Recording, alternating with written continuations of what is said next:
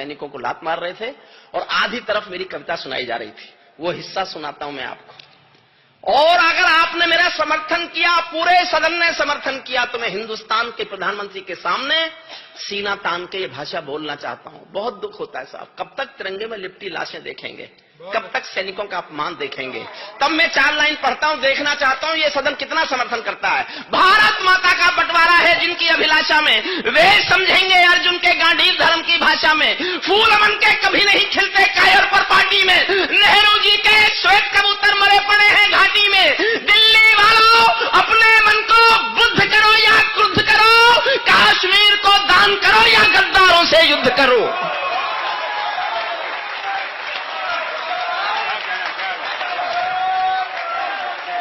बैठिए बैठिए। कश्मीर को दान करो या गद्दारों से युद्ध करो। जेल भरे क्यों बैठे हैं हम आदमखोर दरिंदों से, आजादी का दिल घायल है जिनके गोरख धंधों से। घाटी में आतंकवाद के कारक बने हुए हैं जो, बच्चों की मुस्कानों के संहारक बने हुए हैं जो, उन जहरीले नागों को भी दूध पिलाती है दिल्ली, मेहमानों जैसी बिरयानी चिकन खिलाती है दिल्ली। जिनके कारण पूरी घाटी, मेरे इस दर्द पर ध्यान देना। हमारे मंत्री जी कह रहे थे क्या बोलेंगे आप कवि, कवियों की जुबान आकाश होती है। मैं बताता हूं कवि क्या बोलना चाहते हैं, अभी भी बोलेंगे और आपसे बोलेंगे और सीना तान के बोलेंगे। जिनके कारण पूरी घाटी जली दुल्हन सी लगती है, पूनम वाली रात चांदनी चंद्र ग्रहण सी लगती है। जिनके कारण मां की बिंदी दाग दिखाई देती है, वैष्णो देवी मां के घर में आग दिखाई देती है। उनके पैरों बेड़ी जकड़े जाने में देरी क्यों है, उनके फन पर हेड़ी रगड़े जाने में देरी क्यों है, उनके फन पर हेड़ी रगड़े जाने में, उनके फन पर हेड़ी रगड़े जाने में देरी क्यों है। कश्मीर में एक विदेशी देश दिखाई देता है, कश्मीर में एक विदेशी। मैंने लिखते लिखते रोया साहब, मेरी आंखें भर आई, मुझे नहीं पता आप कैसे सुनेंगे। कश्मीर में एक विदेशी देश दिखाई देता है, संविधान को ठुकराता परवेश दिखाई देता है। वे घाटी में भारत के झंडों को रोज जलाते हैं, सेना पर हमला करते हैं, खूनी फाग मनाते हैं। हम दिल्ली की खामोशी पर शर्मिंदा रह जाते हैं, भारत मुर्दाबाद बोलकर वे जिंदा रह जाते हैं। समर्थन कीजिए साहब अगर आपको मेरी फीलिंग्स आप स्वीकार कर रहे हैं। भारत मुर्दाबाद बोलकर मेरा छोटा भाई अशोक चारण चला गया। आप जानते हैं क्यों हुई होगी सर्जिकल स्ट्राइक? मैंने 2 लाइन लिखी थी इसलिए हुई सर्जिकल स्ट्राइक। और मैं कितने गुस्से में था आप कल्पना भी नहीं कर सकते कि हरिओम पवार ये भाषा बोल सकता है। मुझसे पूछा जाता रहा बार बार, तुमने ऐसा बोला क्या? मैंने कहा ऐसा बोला और बोलूंगा। समर्थन चाहता हूं और आपको लगे कि कवि का हक था इतना गुस्सा दिखाने का।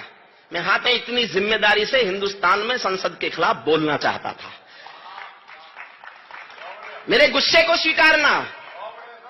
भारत जिंदा, भारत मुर्दाबाद बोलकर वे जिंदा रह जाते हैं, हम दिल्ली की खामोशी पर शर्मिंदा रह जाते हैं। शायद तुम भी सत्तावद के अहंकार में ऐठे हो। अगली पंक्ति पर सदन का, पूरे सदन का प्यार चाहता हूं। शायद तुम भी सत्तावद के अहंकार में ऐठे हो।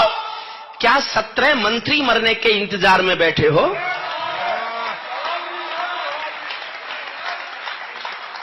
क्या 17 मंत्री मरने के इंतजार में बैठे हो?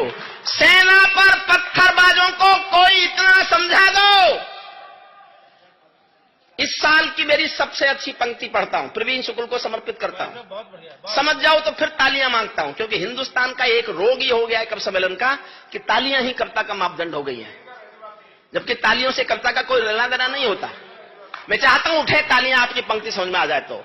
सेना पर पत्थरबाजों को कोई इतना समझा दो, ये गांधी के गाल नहीं है उनको इतना बतला दो। ये गांधी के गाल नहीं है उनको इतना बतला दो। दिल्ली वालों, सेना को भी कुछ निर्णय ले लेने दो। एक बार पत्थर का उत्तर गोली से दे लेने दो। एक बार पत्थर का उत्तर गोली से दे लेने दो। जब चौराहों पर हत्यारे महिमा मंडित होते हो, एक छंद पढ़ता हूं बहुत अच्छा और मैं देखना चाहता हूं, मैंने जोश में ज्यादा पढ़ा कि आपने जोश में ज्यादा सुना। ये मुकाबला है साहब, आप जीतेंगे तो आपको सैल्यूट करूंगा।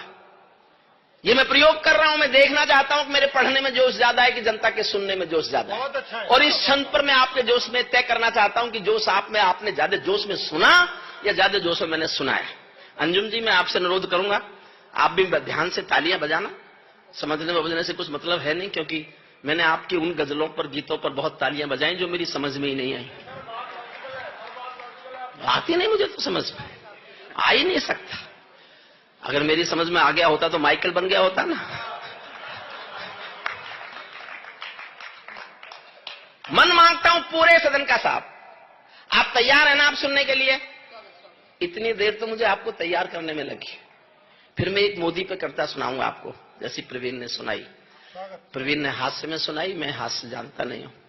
बस मैं तो इतना हास्य जानता हूं, जब हरियाणा की बेटियां मेडल लेके आई तो केजरीवाल साहब ने बयान दिया कि मैं भी बेटी होना चाहता था,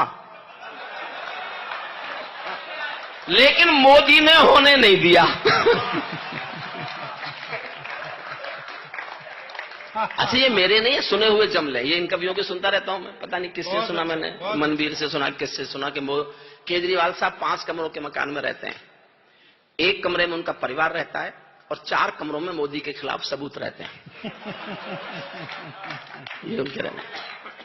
छंद पर जोश मांगता हूं साहब, सुनना। श्रद्धेय कुंवर बेचैन साहब के चरणों में रखता हूं। जब चौराहों पर हत्यारे महिमा मंडित होते हों, आतंकवादी मारा जाएगा तो जलसे होंगे उसके लिए, पाकिस्तान ब्लैक डे घोषित करेगा उसके लिए।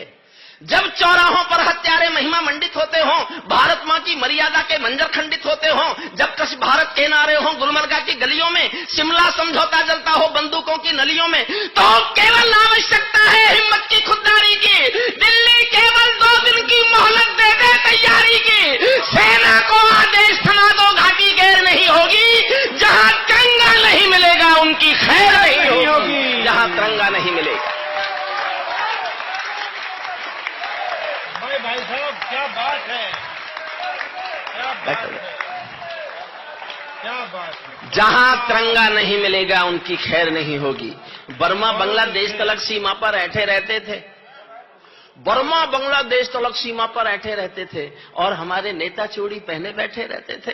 दिल्ली डरी डरी रहती थी पाक चीन की बॉर्डर पर, सेना बांधे हाथ खड़ी रहती थी किसके ऑर्डर पर। दुनिया को एहसास कराओ हम निर्णय ले सकते हैं, हम भी ईंटों का उत्तर अब पत्थर से दे सकते हैं। अब तो वक्त बदलना सीखो डरते डरते जीने का। दुनिया को एहसास कराओ 56 इंची सीने का।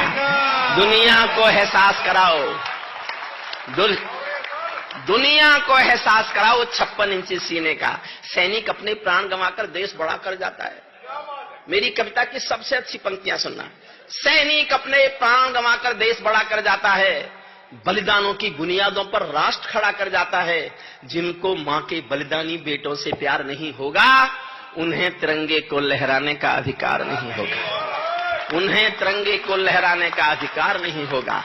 सिंहासन के माने होते हैं सिंहों का आसन हो, कायरता से दूर अटल संकल्पों का अनुशासन हो। राजमहल के आचरणों की गंध हवा में जाती है। दिनकर जी ने एक पंक्ति लिखी, सिंहासन खाली करो की जनता आती है। हिंदुस्तान की सियासत बदलती रही, सरकारें बदलती रही। मैं भी एक पंक्ति पढ़ रहा हूं जो मेरे मरने के बाद शायद देश में कहीं ना कहीं कोट होगी।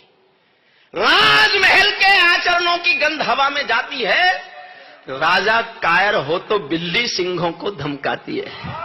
राजा कायर हो, वरना हमारे सैनिकों पर कोई थप्पड़ उठा दे। राजा कायर हो तो बिल्ली सिंहों को धमकाती है। भारत एक अखंड राष्ट्र है, समापन करता हूं, जोश में समापन करना।